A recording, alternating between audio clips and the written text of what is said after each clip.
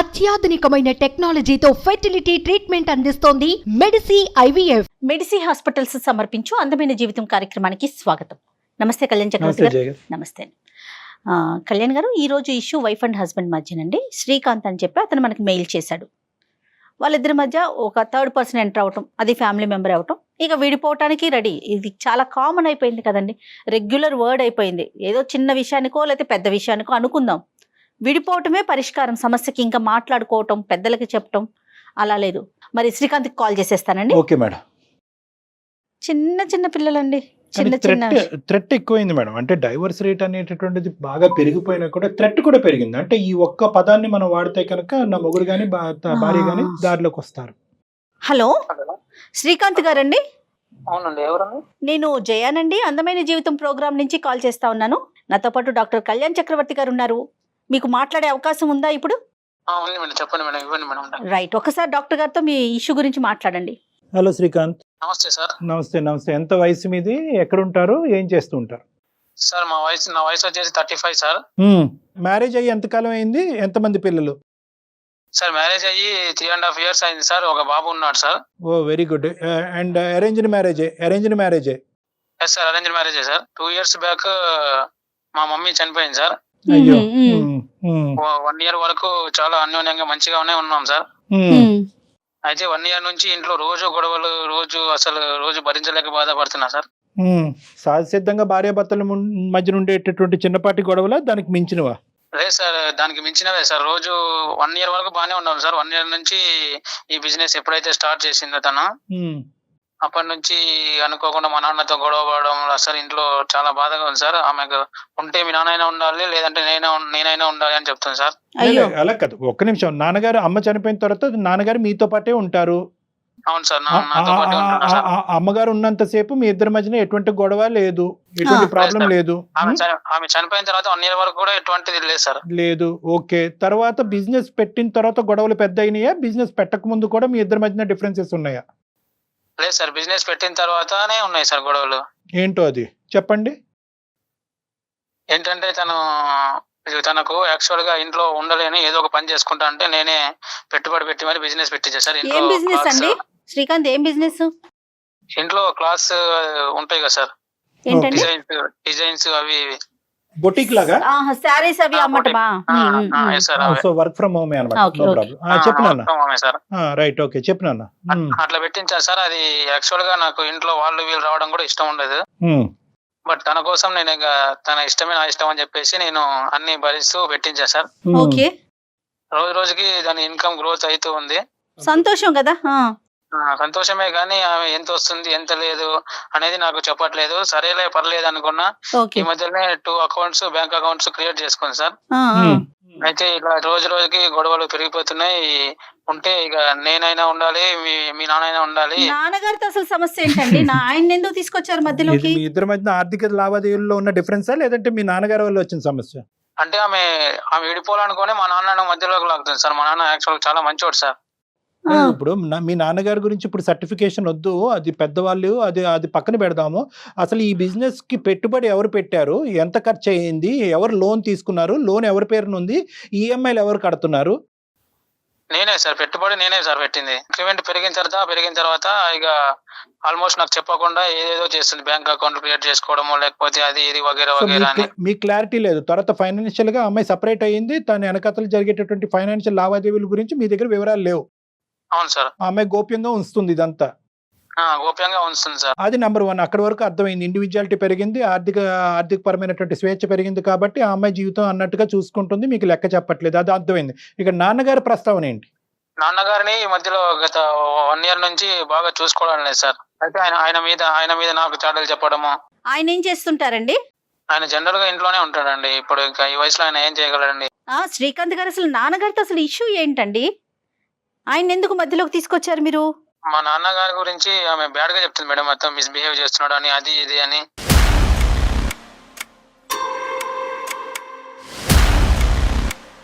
నాన్నగారి వయసు ఎంత? నాన్నగారు ఇదివరకు ఏం చేసేవారు, ఇప్పుడు ఏం చేస్తున్నారు? సార్ మా నాన్నగారు ఇంతకుముందు బిజినెస్ చేసుకునేవారు సార్. ఆయన వయసు ఇప్పుడు 62 ఉంది సార్. ఓకే. అయితే ఒక కొడుకు తండ్రి మీద ఎటువంటివి అయితే వినకూడదో ఆమె అటువంటి అపవాదాలు చేస్తుంది సార్ మా నాన్న మీద. అయ్యో! మిస్బిహేవ్ చేస్తుండని, ఇంకేదేదో చేస్తుండని.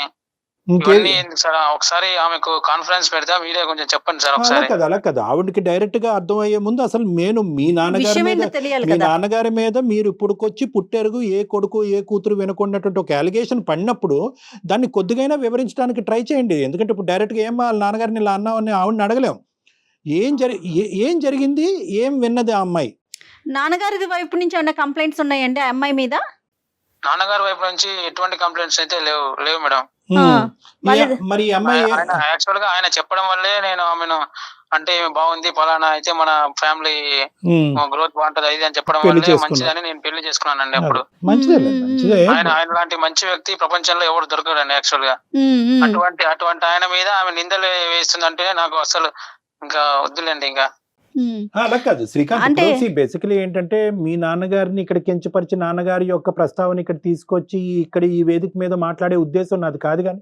కానీ at the end of the day అక్కడ ఏం జరిగింది అనేటటువంటి వాస్తవాలు కొంతవరకన్నా మీకు అర్థమైనయా? ఏమై ఇలా అలిగేషన్ చేస్తున్నాం మా తండ్రి మీద, ఇదేంటి తప్పు కాదా అనేటటువంటి విధంగా ఆ అమ్మాయి దగ్గర నుంచి ఏమైనా వివరాలు తీసుకున్నారా? ఆ వివరాలు ఏమైనా ఉంటే మాకు చెప్పండి. ఆమె వినేదంటే ఆమె ఎప్పుడు ఏదో ఒకటి కావాలనే ఉంటాడు, ఈ మధ్యలో చేయి పట్టుకున్నాడు అది ఇది అని బ్యాడ్ ఎలిగేషన్స్ చేస్తుంది సార్.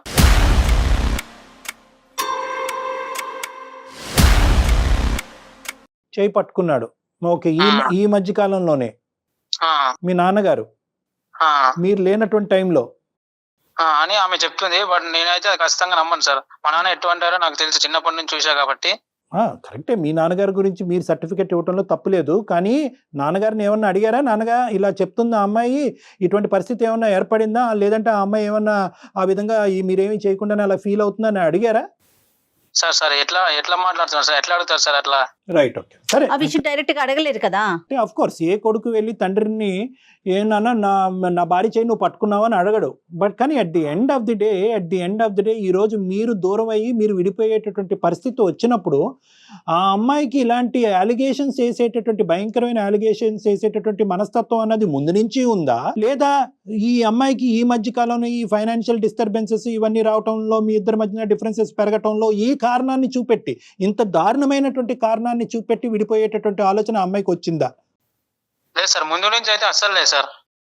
అమ్మాయికి లేదు. మా అమ్మ చనిపోయిన 1 year వరకు కూడా బాగానే ఉన్నాం. ఎప్పుడైతే తనకు ఓన్ బిజినెస్ అది ఇది పెట్టించానో నేను, ఎప్పుడైతే తన ఇంక్రిమెంట్ స్టార్ట్ అయిందో అప్పటి నుంచి చిన్న చిన్న గొడవలతో స్టార్ట్ అయ్యి ఇంతవరకు వచ్చింది సార్.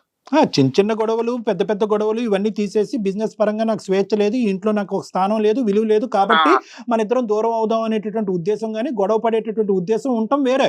నాన్నగారి మీద ఆ అమ్మాయి వినకూడనటువంటిది అభియోగాలు వేసింది.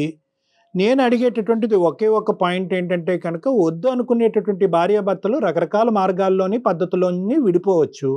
కేవలం మీ తండ్రి గారి మీదే ఒక అలిగేషన్ వేసి అతని మీద వేలెత్తి చూపెట్టి భార్య పోగొట్టుకున్న ఆ పెద్ద మనిషి పరువు తీసి ఇంట్లోంచి వెళ్ళవలసినటువంటి అవసరం ఏముంది ఇక్కడ? అంటే ఆ అమ్మాయి టార్గెట్ ఏంటి అసలు? సార్ నేను ఆమె పెళ్లి చేసుకున్న తర్వాత కలిసి వచ్చిందనే ఉద్దేశంతో ఒక ప్రాపర్టీ కొన్నాను సార్ మొదట్లో. ఓకే, అది ఆమె పేరు మీదే కొన్నాను సార్, 50 lakhs పెట్టి అప్పట్లో. ఇప్పుడు దాని వర్త్ వచ్చేసి 2 crores అయింది సార్. సంతోషం అండి. ఓకే, ఆ అమ్మాయి పేరు ఆ అమ్మాయి పేరు. ఇప్పుడు ఎవరైతే ఏమి కళ్యాణ్ గారు, ఇప్పుడు వైఫ్ అండ్ హస్బెండే కదా. గారు ఇప్పుడు అక్కడే లాజిక్, ఇప్పుడు అదే ఫైట్. చెప్పు నాన్న, తర్వాత ఏమైంది?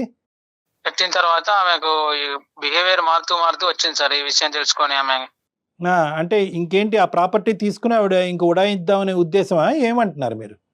అదే ఉద్దేశమా మరి లేకపోతే ఇంకేదైనా ఉందనేది ఇంకా మీరు కనుక్కోవాలి సార్. యాక్చువల్ గా మా నాన్న కూడా చాలా బాధపడుతున్నాడు. నాన్న బాధపడుతున్నాడు, కానీ నాన్న ప్రస్తావన తీసుకొచ్చి నాన్నని వంకర టెంకర్ గా చూపెడుతూ ఈ అమ్మాయి బయటపడాలనే ఉద్దేశం ఎందుకు వచ్చింది? నువ్వు ఆ అమ్మాయి పేరుని ఆస్తి పెట్టావు, నాన్నకు అది నచ్చలేదా? ఎరే ఏట్రా రే, నువ్వు నీ పేరుని పెట్టుకోకుండా మీ పెళ్ళం పేరుని పెడితే పెళ్ళానికి కొమ్ములు వస్తాయని చెప్పి నాన్న ఏమన్నా అన్నాడా? ఈ అమ్మాయితో డైరెక్ట్ గా అన్నాడా, లేదంటే మీతో కానీ ఏమన్నా అన్నాడా? అది నా అనుమానం. లేదు సార్, నాతోనే ఆయన చాలా బాధపడుతూ, అంటే అన్ని ఆమె పేరు మీద ఎందుకు పెట్టావరా, నువ్వు చూసుకోవచ్చు కదా, మీ ఇద్దరు గొడవలకి మళ్ళా నేను వస్తే బాగోదు, ఎందుకు ఆమె కిరీటం తగిలిస్తున్నావు? ఓకే, నాన్నకు నచ్చలేదు అది. ఇప్పుడు అంటే ఎప్పుడు ఎలా ఉన్నారో తెలియదు కదా అమ్మాయిలు, జర చూసుకో నువ్వు కూడా అది ఇది అని అన్నాడు సార్ ఆయన. అంటే ఆమెతో అనలేదు, నాకు నచ్చ చెప్పుకున్నాడు ఒక తండ్రిగా. తండ్రిగా చెప్పుకున్నాడు. అవును అవును అవును. ఎందుకంటే ఆయన ఎందుకు చెప్పుకోవాల్సి వచ్చింది అంటే ఆమె ఈ మధ్యలో తనతో పాటు అంటే మంచిగా ఉండలేదు కాబట్టి, అదేలే అది ఇది గొడవలు అవుతున్నాయి మా మధ్యలో కాబట్టి, ఒక తండ్రిగా తనకు ఆ టెన్షన్ ఉంటది కదా సార్.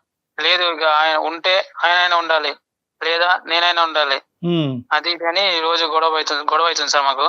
మీరు ఈ విషయంలో ఏదైనా కేర్ తీసుకొని ఆమెకు చెప్తారేమో అని మీకు మెయిల్ చేసేసాను. ఇప్పుడు ఎలా ఉందంటే, ఇప్పుడు నీ సమస్య చాలా జటిలమైనటువంటి చాలా పెద్ద సమస్య. ఎందుకంటే కనుక ఇక్కడ మీ తండ్రి గారి మీదే అలిగేషన్ వచ్చింది. ఫైనాన్షియల్ ఇష్యూస్ డిక్లేర్ చేయకపోవటం అనేటువంటిది మేము విని మేము ఇది చాలా విన్నాం. సో అది పెద్ద ఇష్యూ కాదు. ఈ రోజు మీ తండ్రి గారి మీద పడినటువంటి మచ్చని మనం ఈ రోజు ఆ అమ్మాయి నోటి వెంట క్లారిటీ తీసుకోవటం అనేది చాలా ఇంపార్టెంట్. మీ ఇష్యూ చాలా జటిలమైనది అయినా కూడా మీరు చెప్పే దాంట్లో చాలా టెన్షన్ పడిపోతున్నారు. కాబట్టి అట్లీస్ట్ ఆ అమ్మాయి కాన్ఫరెన్స్ కాల్ కలిపితే కనుక ఆమె ఏమైనా క్లారిటీ ఇస్తుందేమో చూద్దాం. ఒకసారి ఫోన్ కాల్ కలపండి. అయితే ఇక్కడ ఇంకొకటి ఉంటుంది కళ్యాణ్ గారు, ప్రతి ఒక్కరు ఎక్స్ప్రెస్ చేయలేకపోతారు. వాళ్ళ ఫీలింగ్ ఉంటుంది కదా, గబుక్కుడు మీతో మాట్లాడటం, ఆ ఎక్స్ప్రెషన్ అనేది తొందరగా రాలేకపోతుంది. శ్రీకాంత్ బహుశా లో ఫీల్ అవుతున్నా సార్, అందుకని మీకు ఏది చెప్పలేకపోతున్నా.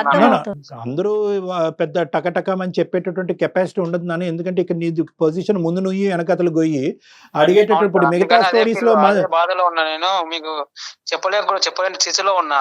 ఇక్కడ ఏంటంటే సొంత తండ్రి అయ్యేటప్పటికి మీకు ముందు నువ్వు వెనకతలు గొయ్యి అయ్యేది, అటువైపు పెళ్ళాన్ని వదులుకోలేరు, ఇటువైపు నాన్నని వెళ్ళి అడగలేరు. ఇప్పుడు తను డిసైడ్ చేసుకోలేకపోతున్నారు. కరెక్ట్ అనేది కూడా నేనే సందిగ్ధంలో ఉన్నా. It's very very delicate situation అన్న. మాకు అర్థం అవుతుంది. అమ్మాయికి ఒకసారి ఫోన్ కలపండి. అమ్మాయి పేరేంటి? పూర్ణిమ సార్. పూర్ణిమ గారు. ఓకే సార్, కలుపుతున్నా సార్. చాలా డెలికేట్ ఇష్యూ అమ్మ. అంటే బేసికలీ ఏంటంటే చాలా ఇలాంటి కేసెస్, నేను ఇలాంటి సెన్సిటివ్ ఇష్యూస్ డీల్ చేసినప్పుడు ఫాదర్ ఇన్ లా యొక్క ప్రవర్తన మొదటి నుంచి ఖండిస్తూనే ఉంటది ఆడపిల్ల. అతని ప్రవర్తన బాగాలేదు, అతను తాగినప్పుడు కానీ ఇలా ప్రవర్తిస్తున్నాడు. కానీ ఇదేంటంటే వీళ్ళు ఫైనాన్షియల్ ఇష్యూ తర్వాత ఇది ఆవిర్భవించడం వల్ల ఇది ఇంకా ఒక పాయింట్. ఇప్పుడు అతనే కదా కొన్నాడు, ప్రాపర్టీ రేటు పెరిగింది. హలో ఏంటి ఇంతలోనే కాల్ చేసావు మళ్ళీ? ఏంటి కొత్తగా ఏంటి అని మాట్లాడుతున్నా, రెస్పెక్ట్ లేదా? ఏంటి రెస్పెక్ట్ ఇచ్చేది?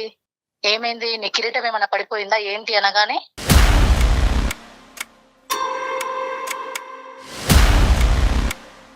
అవును, నా కిరీటం తీసి నీకు పెట్టినందుకే కదా నువ్వు ఇట్లా మాట్లాడుతున్నావు ఈ రోజు. ఏం మాట్లాడుతున్నాను నేను? ఎందుకు కాల్ చేసావు చెప్పు. ఎందుకు కాల్ చేసావు అంటే మనం రోజు గొడవ పడుతున్నాం కదా, దాని గురించి కాల్ చేశాను నేను. మాట్లాడుతున్నా. దేని గురించి గొడవ అవుతుంది నీకు తెలియాలి కదా. అది చేస్తుంది నువ్వు అయితే నేనేం చెప్తా? నేనేం చేశాను గొడవ? ఏదైనా రెండు చేతులు కలవంది చప్పట్లు మోగవు, అర్థమైందా? అవును, ఇప్పుడు ఆ చప్పట్లు మోగి ఊరంతా వినిపిస్తున్నావు కదా మరి, ఇంట్లో బయట ఊరంతా నేను గొడవలు వినిపిస్తున్నావు కదా రోజు. అందుకని అది సాల్వ్ చేసుకున్నాం ఏదో ఒకటి అని చెప్పేసి నేను కళ్యాణ్ చక్రవర్తి గారికి కాల్ చేశాను. ఒకసారి మాట్లాడు వాళ్ళతోనే. ఏం మాట్లాడాలి? ఆయనతో ఏం మాట్లాడాలి నేను? పూర్ణిమ గారు నమస్తే అండి. ఆయన ఎవరు చెప్పడం? పూర్ణిమ గారు అతను సరిగ్గా మమ్మల్ని ఇంట్రడ్యూస్ చేయలేదు, సారీ. పూర్ణిమ గారు నమస్తే. నా పేరు డాక్టర్ కళ్యాణ్ చక్రవర్తి అండి. నేను అందమైన జీవితం, సుమన్ టీవీ అందమైన జీవితం నుంచి మీకు ఈ కార్యక్రమం గురించి మీకు తెలిసే ఉంటుంది, దాని నుంచి నేను మాట్లాడుతున్నాను. చాలా ఈమెయిల్స్ రాగా ఈరోజు ఇతని యొక్క సిచ్యువేషన్ చాలా సంక్లిష్టంగా అనిపించి, చాలా బాధాకరంగా అనిపించి, ఇది ఇమీడియట్గా దీనికి రిజాల్వ్ చేయకపోతే చాలా ఉపద్రవం వచ్చే పరిస్థితి ఉందని చెప్పి ఇది సెలెక్ట్ చేసుకుని జయ గారు ప్రత్యేకంగా దీనికి కాల్ చేయడం జరిగింది. ఇందులో భాగంగా ఏంటంటే మీ ఇద్దరి మధ్యన జరిగినటువంటి గొడవలు, సంభాషణలు కొంతవరకు చెప్పినా కూడా అతని యాంగ్జైటీ వల్ల పూర్తిగా వివరించలేకపోయారు. కాబట్టి నేనే ఏమన్నానంటే ఒకసారి పూర్ణిమ గారికి కలపండి, దానివల్ల మనకి ఈ బాధ అనేది ఇంకా బాగా అర్థం అవుతుందని చెప్పడం జరిగింది. మీకు కొద్దిగా సమయం ఉంటే కనుక మాతో కాసేపు సంభాషిస్తే బాగుంటుందని. ఏం మాట్లాడతానండి? ఏం మాట్లాడాలి? ఇంట్లో ఉన్న సమస్యలు తీసుకుపోయి రోడ్ల మీద పడేస్తూ ఉంటే ఏం మాట్లాడతారండి మీతో? పూర్ణిమ గారు చెప్పండి సార్. సారీ అమ్మా, మీకేంటంటే ఇలాగా సర్ప్రైజ్ ఇచ్చి షాక్ ఇవ్వటం అనేటటువంటి మా ఉద్దేశం కాదు. దానికంటే ముందు ఏంటంటే మీ పరువు తీసేటటువంటి ఉద్దేశం, ఆలోచన అస్సలే కాదు. ఇక్కడ ఏంటంటే నేను ఇందాకే చెప్పాను, నీ వల్ల నేను సఫర్ అయిపోయి నేను చేయాలి పని, కానీ నువ్వు చేయడం ఏంటి? అది కరెక్టే అయ్యి ఉండొచ్చు. అవునమ్మా. నన్ను రోడ్డు మీద పాలు చేస్తావా? 10 మందికి తెలిసేలా చేస్తావా? ఎప్పుడు అలా అనుకుంటే ఎప్పుడు బయటకి గంటేసాను. నేను ఎప్పుడైతే మా నాన్న గురించి, ఫ్యామిలీ గురించి ఆలోచించినా కాబట్టి నువ్వు బయటకి గెంటేస్తే నేనేమన్నా చేతులు ముడుచుకొని కూర్చున్నాను అనుకుంటున్నావా? శ్రీకాంత్ గారు అండ్ పూర్ణిమ గారు ఒక్క నిమిషం అండి, కొంచెం మా మాట వినండి. అమ్మ పూర్ణిమ మీ గారు, ఇద్దరి మధ్య ఉన్న గ్యాప్ తగ్గించే ఉద్దేశంలో మేము మాట్లాడుతున్నాం తప్ప ఎవరికి వాళ్ళు మీరే డిసైడ్ అయిపోతే ఇంకా మా దాకా ఎందుకండి? శ్రీకాంత్ నాకు అర్థం కావట్లేదు, నువ్వు మెడ పట్టుకుని గెంటేసేటట్టు అయితే మాకు ఫోన్ చేయటం ఎందుకు చెప్పండి, మెయిల్ చేయటం ఈ ఎందుకు? ఫోన్ కాల్ ఎందుకు చెప్పు. లేదు సార్, మరి ఆమె ఎట్లా మాట్లాడుతుంది సార్, చూస్తున్నారు కదా. పాయింట్ ఆఫ్ వ్యూ అనేటటువంటిది ఇప్పుడు వచ్చి వివరంగా చెప్పలేదు. ఆ అమ్మాయి బేసిక్ ఒక చోట ఆగిపోయింది. ఎందుకు ఇది బహిర్గతం చేసో నలుగురికి కెమెరా ద్వారా తెలియపరచవలసినటువంటి అవసరం ఏంటంటే, ఆ అమ్మాయికి ఫస్ట్ మనం కాన్ఫిడెన్స్ ఇవ్వాల్సినటువంటి అవసరం ఉంది. పూర్ణిమ గారు దయచేసి ఇక్కడ ఏదో పరువు తీసేటటువంటి కార్యక్రమం మేము పెట్టుకోలేదు. మీ ఇద్దరు సమస్య జటిలమయ్యి ఆ పిల్లోడు రేపొద్దున తల్లిదండ్రులు విడిపోయేటటువంటి పరిస్థితిని చూసే అవకాశం ఉంది కాబట్టి నెంబర్ 1. నెంబర్ 2 ఏంటంటే, కేవలం మీరు విడిపోయేటటువంటి పరిస్థితి కాకుండా ఇక్కడ ఏంటంటే, నేను శ్రీకాంత్ ద్వారా విన్నది ఏంటంటే, మీ ఫాదర్ ఇన్ లా మీద కూడా మీకు ఒక దురాభిప్రాయం ఉంది, అతని మీద ఒక అలిగేషన్ ఉంది అని అంటున్నారు. 3, ఈరోజు మీరేంటంటే భార్య చనిపోయినటువంటి ఆ పెద్ద ఆయన్ని ఈరోజు ఇంట్లోంచి బయటకు వెళ్తేనే మన ఇద్దరం కలిసి ఉండటం అనేటటువంటి ప్రస్తావన కూడా వచ్చింది. సో ఇంత భయంకరమైనటువంటి సిచ్యువేషన్లో పరువు తీసేటటువంటి అంశం తీసి పక్కన పెట్టి, ఈ ప్రాబ్లంకి మాలాంటి వాళ్ళు ఉంటే రిజల్యూషన్ వస్తుంది అనే నమ్మకం నాకు ఉండటం వల్లే మీకు కాల్ చేయడం జరిగింది, శ్రీకాంత్తో మాట్లాడటం జరిగింది. దయచేసి అర్థం చేసుకోండి. ఆ ఆస్పెక్ట్ తీసి పక్కన పెట్టేసండి. అసలు శ్రీకాంత్తో కానీ మీ ఫాదర్ ఇన్ లాతో కానీ మీకు ఏంటి సమస్య అన్నది చెప్పండి. మీరు బిజినెస్ నడుపుకుంటున్నారు, దానికి అతను కాంట్రిబ్యూట్ చేశాడు, ఇప్పుడు ప్రాబ్లం ఎక్కడ వచ్చిందో చెప్పండి. ప్రాబ్లమ్స్ క్రియేట్ చేసింది ఆయననే కదండి, ఆయన అడగండి ఏం చేస్తున్నారో. అమ్మ అతను చెప్పాడమ్మా, ఆయన బిహేవియర్ ఎలా ఉంది, అతను ఈ రోజు నా పళ్ళు ఊడేలా కొట్టేంత దాకా వచ్చారు అంటే ఏంటన్నట్టు ఉద్దేశము? నేను ఎలా కనబడుతున్నాను ఆయనకి? తండ్రి మాటలు కొట్టుకొని ఈ రోజు నన్ను ఈ స్థితికి తీసుకొచ్చాడు అంటే ఫస్ట్ లో చూపించిన ప్రేమ ఇప్పుడు ఏమైపోయింది? ఇష్యూ ఏంటి అసలు? సమస్య ఎక్కడ మొదలైంది? సమస్య ఏం చెప్పాలండి, నా ప్రాబ్లమ్స్ ఏమని చెప్పాలి? చెప్పుకుంటే సిగ్గుపోతుందండి, చెప్పుకోకపోతే ప్రాణం పోతుంది అనుకొని నాలో నేనే కుంగిపోతున్నాను నేను. అదేలేండి. నువ్వు ఒక తండ్రి మాటలు పట్టుకుని ఈ రోజు పెళ్ళాన్ని కొడుతున్నావు అంటే రేపు నిన్ను జీవితాంతం చూసుకునేది నీ తండ్రా పెళ్ళామా? భర్తే ప్రాణం అనుకోని అందరినీ వదిలేసేసి భర్త వెంబడి వస్తదండి ఒక ఆడపిల్ల. కరెక్ట్ అండి. కరెక్ట్. అంతేకాని ఒక ఆడపిల్ల వచ్చిన తర్వాత నువ్వు ఓకే చూసుకున్నావు, ప్రేమగా చూసుకున్నావు, పర్వాలేదు. నేను అడిగాను, బిజినెస్ పెట్టించావు, నాకు డిస్టర్బెన్స్ గా ఉంది మైండ్, నేను కొంచెం నా టాలెంట్ నాకు ఉంది, నేను బిజినెస్ చేసుకుంటాను, నేను ఏ విధంగానైనా మంచి సక్సెస్ అవుతాను అని అనుకుని నేను అడిగాను. దానికి కూడా ఓకే అన్నావు. మరి ఈ మధ్యలో ఎందుకు ఇవన్నీ గొడవలు వస్తున్నాయి? మనం సంపాదించేది, నువ్వు సంపాదించింది ఫ్యామిలీ కోసమే, నేను సంపాదించేది ఫ్యామిలీ కోసమే. అంతేకాని ఇవన్నీ గొడవల మధ్యలో ఎందుకు? చెప్పుడు మాటలు ఎందుకు వింటున్నావు ఫస్ట్? కాదు పూర్ణిమ గారు, ఆ చెప్పుడు మాటలు ఏంటన్నది మాకు చెప్పండి ప్లీజ్. అతను చెప్పలేకపోతున్నాడు. ఏంటి ఆ చెప్పుడు మాటలు? ఏం చెప్తున్నాడు ఇతనికి? తీసుకొచ్చినోడు చెప్పుడు మాటలు ఏం వింటున్నాడు, ఏ విధంగా ప్రవర్తిస్తున్నాడో చెప్పడా? అతను చెప్పడా అండి? సరే, అతను అంటే పూర్ణిమ గారు కాదు, ఒక సమస్య వచ్చినప్పుడు ఎవరో ఒకరు ముందడుగు వేయాలి కదా. తండ్రి కొడుకులు ఇద్దరు కలిసి నా మీద కుట్ర పన్నుతున్నారు. ఈ రోజు తండ్రి వాళ్ళిద్దరు మాట్లాడిన మాటలు నేను విన్నానండి. నీ పెళ్ళాం మీద ఎందుకురా నువ్వు 1.5 కోటి పెట్టేసేసి ఆవిడ పేరు మీద ఎందుకు ల్యాండ్ కొన్నావు అని అంటాడా? ఎవడైనా తండ్రి అంటాడా? మీరు విన్నారా అండి? మీరు విన్నారా? నేను విన్నాను. ఎందుకురా దానికి అంతగనం పెట్టేసి నువ్వు దాన్ని నెత్తి మీదకి ఎక్కించుకున్నావు? ఈ పాటికి మన ఇద్దరిని చూడట్లేదు అంటే నా మీదనే మీరు కుట్రలు పన్నుతున్నారు. నేను ఎలా చూడాలి మిమ్మల్ని?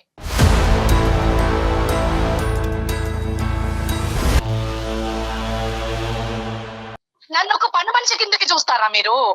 నేను నా పెళ్ళైనాక అత్త చనిపోయింది సంవత్సరం అయినాక నా అత్త చనిపోతే నా తండ్రి అనుకోని అన్ని సేవలు చేసుకుంటూ అంత బాగా చూసుకుంటూ ఈ రోజు నా వెనకాల మీరు గోతులు తవ్వుతారా? కాదండి పూర్ణిమ గారు, ఇది ఒక్క అంశమేనా? ఇంకా మీరు ఏమన్నా అంటే ఫేస్ చేస్తారు? మీరు ఏమన్నా ఇబ్బంది పడిన అంశాలు ఉన్నాయా? మీరు బాధపడిన అంశాలు? పడ్డానండి, నేను ఇబ్బంది పడ్డాను, చాలా ఇబ్బంది పడుతూనే ఉన్నాను. అయినా ఆ మనిషి వినట్లేదు, నమ్మడం లేదండి. నేను బిజినెస్ చేస్తున్నాను మేడం, నేను బిజినెస్ చేస్తున్నాక నా కస్టమర్స్ అక్కడికి వచ్చినప్పుడు ఈ మనిషి అక్కడ బిజినెస్ చేస్తున్న టైంలో అక్కడ నా ఎదురుగా కూర్చోవాల్సిన అవసరం ఏముందండి?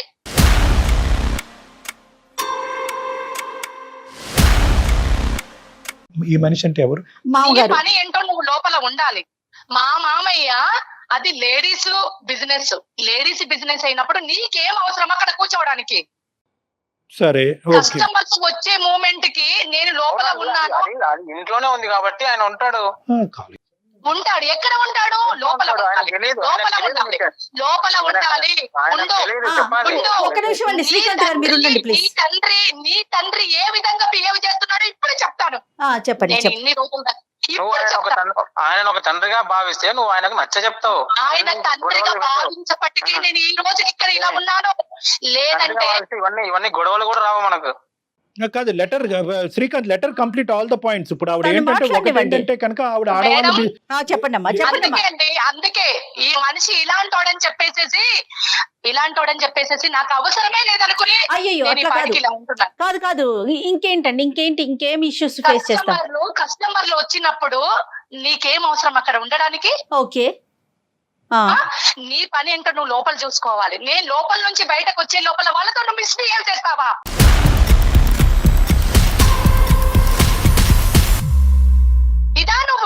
ఇదా నీ పెద్దతనము?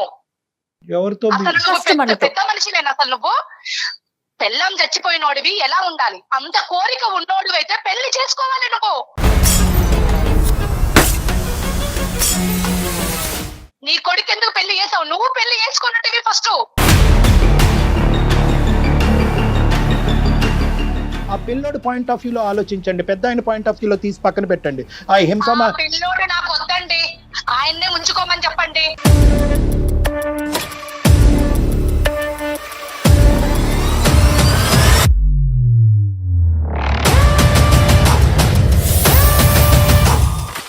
అత్యాధునికమైన టెక్నాలజీతో ఫెర్టిలిటీ ట్రీట్మెంట్ అందిస్తోంది మెడిసి IVF.